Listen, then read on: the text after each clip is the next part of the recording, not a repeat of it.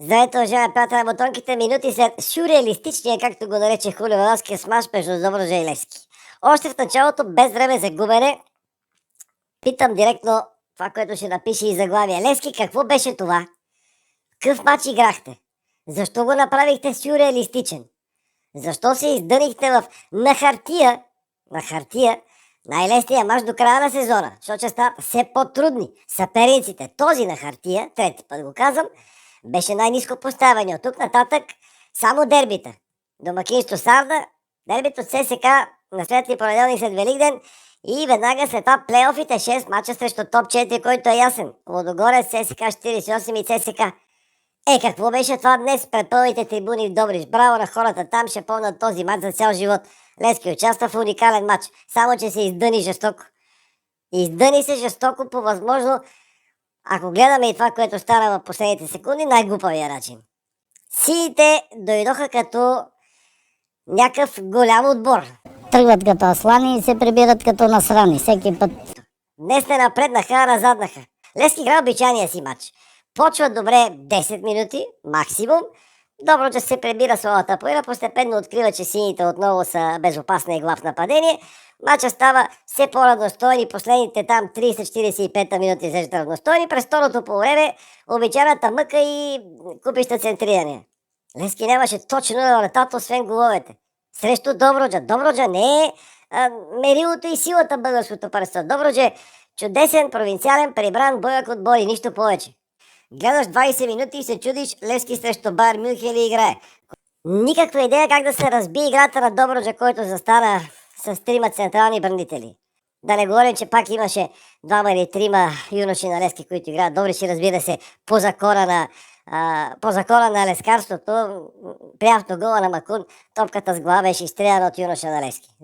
Това някакси сме свикнали и сме се примирили. И когато знаеш, че те чака отбор с нож между зъбите, ти пристигаш като... Тръгват като аслани и се прибират като насрани. И от тук нататък настъпва леката паника. Приключението на Левски навлиза в най-бурното море.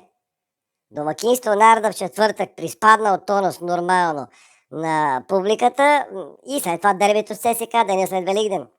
Днес за пореден път грешки в защита. Още първото по време, което Левски не знаеше тотално къде се намира, Добруджа създаде по-опасното положение.